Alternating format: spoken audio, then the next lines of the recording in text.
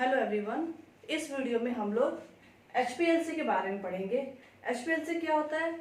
HPLC high performance liquid chromatography होता है और ये बहुत ही एडवांस फॉर्म होता है क्रोमेटोग्राफी का। अच्छा, इसको हम लोग मोस्ट एडवांस क्यों कहते हैं या फिर इसको हाई परफॉर्मेंस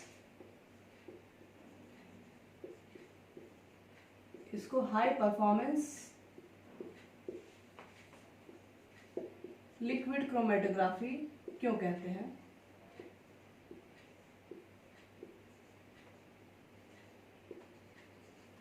क्योंकि ये जो HPLC होता है इसके कुछ फीचर्स बहुत यूनिक होते हैं। जैसे कि नंबर 1, इसका जो रिजॉल्विंग पावर होता है वो बहुत हाई होता है।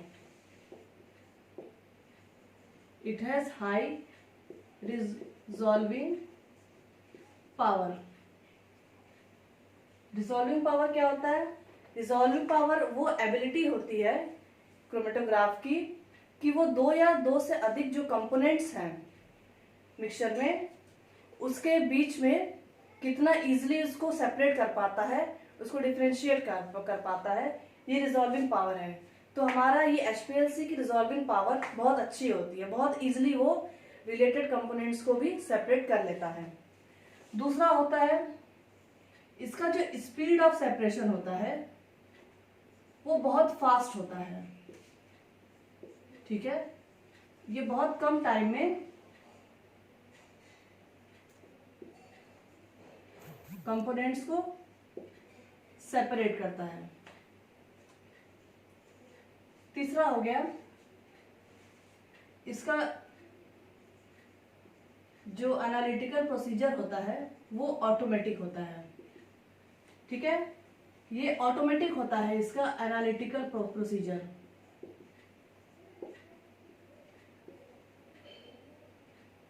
और जो डेटा हैंडलिंग होता है वो भी ऑटोमेटिक होता है। डेटा हैंडलिंग भी इसका ऑटोमेटिक होता है। और चौथा क्या है कि इसमें हम लोग रेपिटेटिव एनालिसिस कर सकते हैं, मतलब कई बार एनालिसिस कर सकते हैं यूजिंग सेम कॉलम। ओके, मतलब कि ये जो कॉलम है इसको हम लोग कई बार यूज कर सकते हैं, इसको चेंज करने की जरूरत नहीं पड़ती है। तो जो ये 4 पॉइंट्स है इसकी वजह से ये HPLC जो होता है बहुत यूनिक होता है और इसलिए ये बहुत एडवांस फॉर्म ऑफ क्रोमेटोग्राफी होता है। फिर हम लोग देखते हैं कि इसका प्रिंसिपल क्या है। लाइक ऑल अदर क्रोमेटोग्राफी, इसका प्रिंसिपल ये होता है कि जो कंपोनेंट होते हैं मिक्सचर के कंपोनेंट होते हैं वो सेपरेट होते हैं on the basis of their differences in relative affinities और polarity towards the stationary phase and mobile phase. मतलब कि कुछ कंपोनेंट्स जो है, कुछ कंपोनेंट्स हैं आपके सैंपल में जो स्टेशनरी फेज में ज़्यादा सोल्यूबल है और कुछ कंपोनेंट है जो मोबाइल फेज में सोल्यूबल है। ठीक है, तो ये बेसिस होता है HPLC का। बेसिस होता है, प्रिंसिपल होता है पोलैरिटी के बेसिस पे कंपोनेंट सेपरेट होते हैं। ओके, फिर हम लोग देखते हैं कि कितने टाइप होते हैं HPLC के। HPLC के 2 टाइप होते हैं। पहला होता है नॉर्मल फेज HPLC और दूसरा होता है रिवर्स फेज HPLC।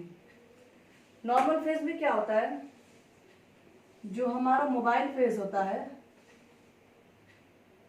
वो नॉन पोलर होता है।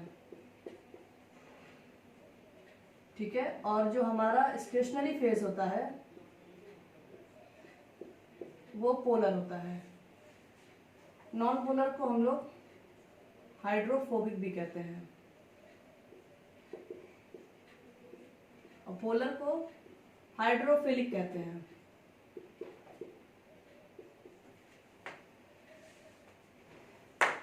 अब रिवर्स फेज में क्या होता है? रिवर्स फेज में जो स्टेशनरी फेज है, मोबाइल फेज है, इसकी पोलैरिटी जस्ट रिवर्स हो जाती है। इसमें क्या होता है? रिवर्स फेज में मोबाइल फेज अब हमारा पोलर हो जाता है और स्टेशनरी फेज हमारा नॉन पोलर हो जाता है। ठीक है, तो ये दो तरह का एचपीएलसी होता है, एक नॉर्मल फेज एचपीएलसी होता है, एक रिवर्स फेज एचपीएलसी होता है। अब हम इसके इंस्ट्रूमेंटेशन के बारे में देखेंगे।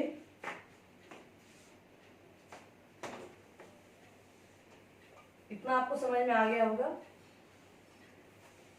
अब इंस्ट्रूमेंटेशन में हम देखते हैं, सबसे पहले आता है हमारा सॉल्वेंट।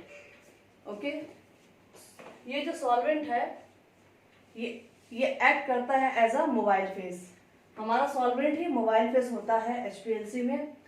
ये जो सॉल्वेंट है इसको हम लोग रखते हैं एक ग्लास कंटेनर में, इसको सॉल्वेंट रिजर्वॉयर भी कहते हैं।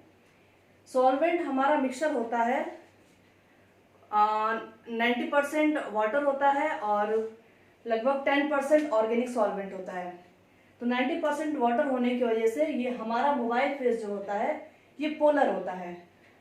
हम लोग यहाँ पे रिवर्स फेज एचपीएलसी के बारे में पढ़ेंगे, क्योंकि रिवर्स फेज एचपीएलसी ही यूजुअली यूज होता है। तो 90% वाटर होने की वजह से ये पोलर होता है हमारा मोबाइल फेज। ऑर्गेनिक सॉल्वेंट जो होता है 10%, उसमें हम लोग इथेनॉल, ब्यूटेनॉल, बेंजीन, एसीटोन ले सकते हैं। ठीक है, अब दूसरा नंबर आता है पंप का। पंप का क्या काम क्या होता है? पंप जो होता है ये मोबाइल फेज को एस्पिरेट करता है बहुत ही हाई प्रेशर पे। पंप जो होता है सॉल्वेंट डिलीवरी सिस्टम भी इसको कहते हैं। अब पंप को क्या यहाँ पंप लगाने की जरूरत क्या पड़ी? पंप इसलिए लगाना पड़ता है क्योंकि जो ये हमारा एचपीएलसी कॉलम होता है इसके अंदर स्टेशनरी फेज होता है।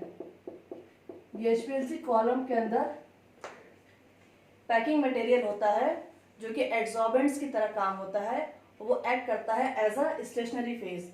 तो इसके जो पार्टिकल साइज होते हैं स्टेशनरी फेज के वो बहुत ही स्मॉल होते हैं। उसका रेंज लगभग 2 माइक्रोमीटर से लेके 10 माइक्रोमीटर तक होता है। इतने स्मॉल साइज होने की वजह से जो हमारा मोबाइल फेज जाता है उसमें बहुत हाई प्रेशर लगाना पड़ता है। बहुत हाई प्रेशर लगाएंगे तभी वो इतने टाइट पैक्ड जो फिलिंग है अंदर उससे वो पास हो सकेगा। ठीक है, तो ये हमारा दूसरा पंप आ गया।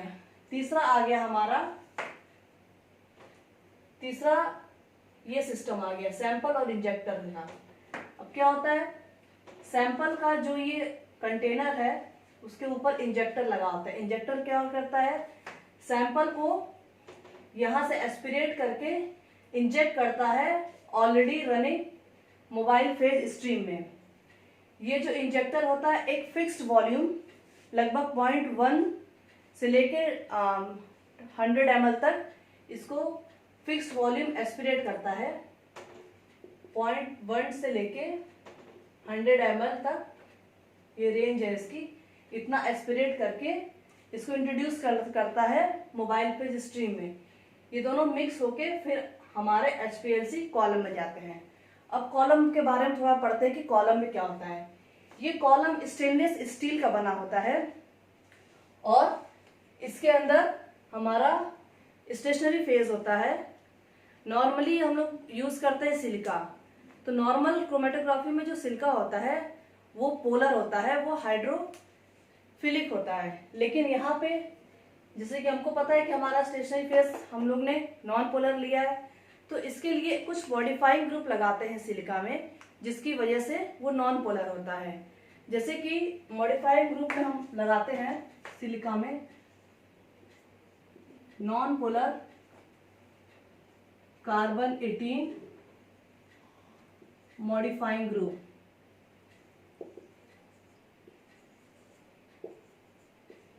ओके, ये मॉडिफाइंग ग्रुप लगाने की वजह से हमारा सिलिका की पोलैरिटी चेंज हो जाती है और जो चेंज पोलैरिटी वाला सिलिका है उसको ओडीएस भी कहते हैं। हमारे मॉडिफाइंग ग्रुप के अकॉर्डिंग ओडीएस का फुल फॉर्म है ऑक्टाडेसाइल सिलिका।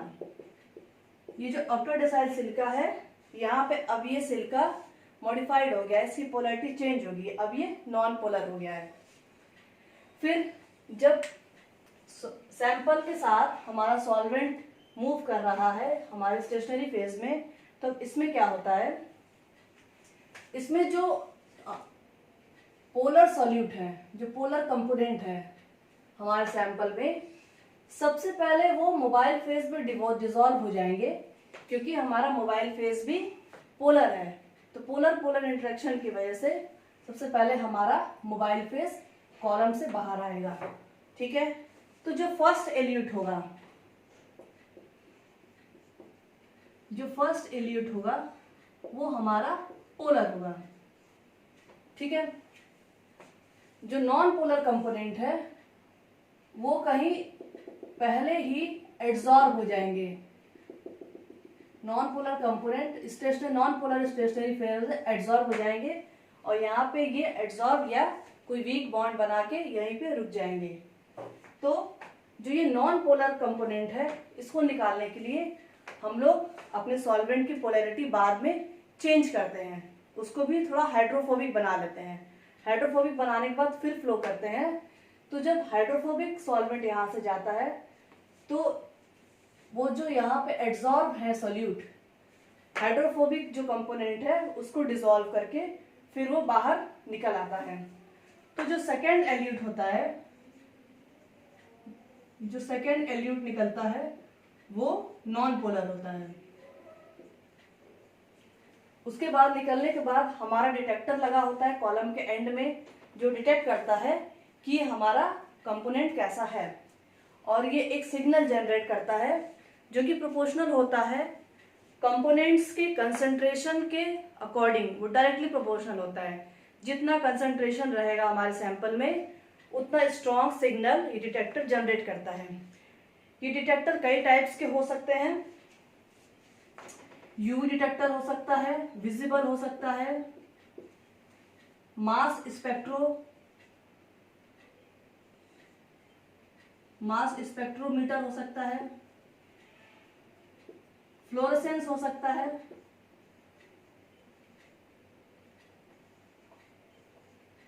रिफ्रैक्टिव इंडेक्स हो सकता है, इलेक्ट्रोकेमिकल हो सकता है। इतने टाइप्स के और भी एक दो हैं टाइप्स के डिटेक्टर लगे होते हैं जो कि डिटेक्ट करते हैं। ये सिग्नल आता है यहाँ, ये जो हमारे एल्यूट बाहर निकल रहा है, ये सारे डिटेक्टर इसको डिटेक्ट करते हैं और सिग्नल भेजते हैं कंप्यूटर को। और जो बाकी हमारा एल्यूट निकलता है फिर उसको कलेक्ट हो जाता है as a waste in a collecting tube. Collecting tube में हमारा वेस्ट कलेक्ट हो जाता है। उसके बाद डिटेक्टर ने जो सिग्नल जनरेट किया है उसको पास करता है कंप्यूटर के पास, कंप्यूटर रिसीव करता है उस सिग्नल को।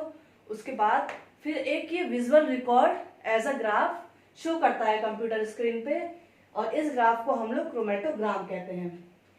तो हमारे कंप्यूटर में फाइनली डेटा कलेक्शन हो जाता है। ठीक है, अच्छा इसमें एक दो टर्म और है जिसको जानना बहुत जरूरी होता है।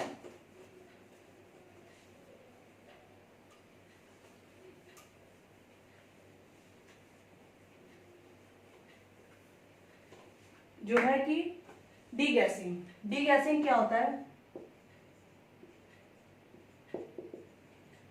जब हम अपना मोबाइल फेस बनाते हैं तो उसमें क्या होता है कि एटमॉस्फेरिक गैसेस या कह सकते हैं एयर बबल बीच में आ जाते हैं सॉल्वेंट्स के बीच में।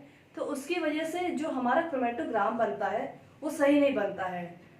इसकी वजह से प्रॉब्लम होती है। इस प्रॉब्लम को प्रिवेंट करने के लिए हम लोग अपने सॉल्वेंट का डीगैसिंग करते हैं, और डीगैसिंग करने के लिए हम लोग वैक्यूम डीगैसर का यूज करते हैं। वैक्यूम डीगैसर का यूज करते हैं जिससे गैस डीगैसिंग होती है।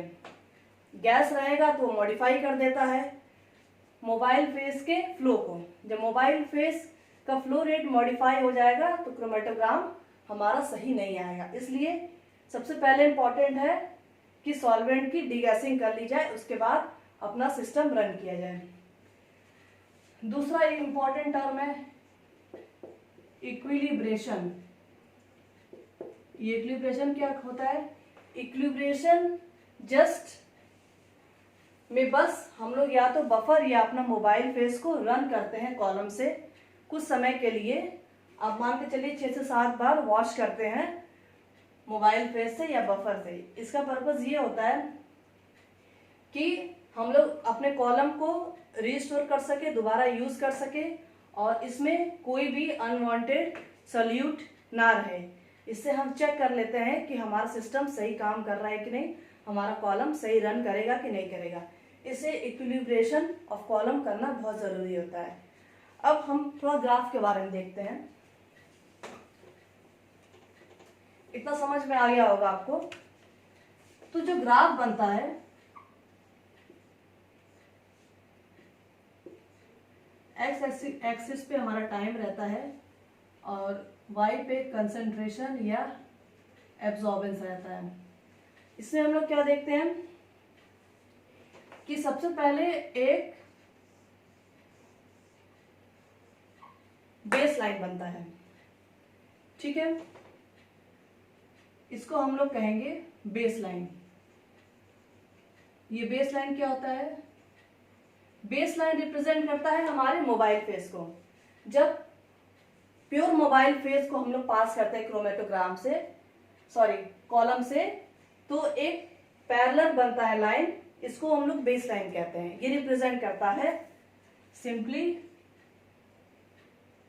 प्योर मोबाइल फेस या सॉल्वेंट, ठीक है। ये बेस लाइन मोबाइल फेस को रिप्रेजेंट करता है। फिर उसके बाद हम देखते हैं जो ये पहला पीक आता है, जो ये फर्स्ट पीक है, ये फर्स्ट पीक दिखाता है पोलर कंपोनेंट ऑफ सैंपल को। जो पहला पीक आएगा वो पोलर कंपोनेंट ऑफ सैंपल को दिखाएगा, क्योंकि सबसे पहले मोबाइल फेस में डिसॉल्व होके पोलर कंपोनेंट आया। उसके बाद जब हम लोग ने पोलैरिटी चेंज की तो जो दूसरा कंपोनेंट आया वो नॉन पोलर कंपोनेंट आता है। तो जो दूसरा पीक आता है वो नॉन पोलर कंपोनेंट आपका आता है। तीसरा तो जैसे जैसे पोलैरिटी हाई होगी वैसे पोलर नॉन पोलर कंपोनेंट आएंगे। इस तरह से पहले जो सबसे ज्यादा पोलर है वो डिसॉल्व होके सॉल्वेंट के साथ निकल जाएगा। पहला इसका पीक आएगा, फिर दूसरा नॉन पोलर पीक आएगा। इसके बाद हम लोग देखते हैं रिटेंशन टाइम। रिटेंशन टाइम क्या होता है?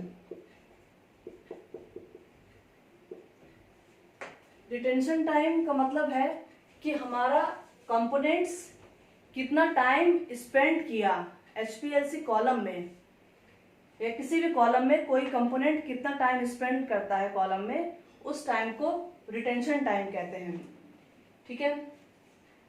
तो और कह सकते हैं कि वो टाइम पीरियड होता है रिटेंशन टाइम, जब इंजेक्ट हुआ इंजेक्टर से और जितनी देर रहा कॉलम में और जितना टाइम लगा उसको डिटेक्ट होने में।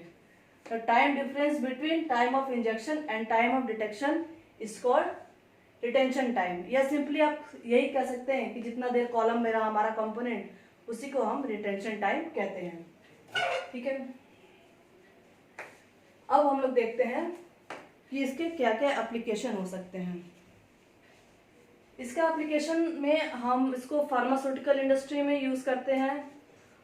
इसका एप्लीकेशन बायोकेमिकल एनालिसिस में है, बायो मॉनिटरिंग ऑफ पोल्यूटेंट्स में है, फॉरेंसिक स्टडीज में है, प्रिजर्वेटिव एनालिसिस में है और बहुत ही ब्रॉड इसका यूज है। ये एचपीएलसी बहुत ही हाईली एडवांस है और इसका बहुत ज़्यादा यूज होता है। तो ये हमारा इंस्ट्रूमेंटेशन हो गया। आई होप आपको चीज़ें समझ में आई होंगी। Thank you.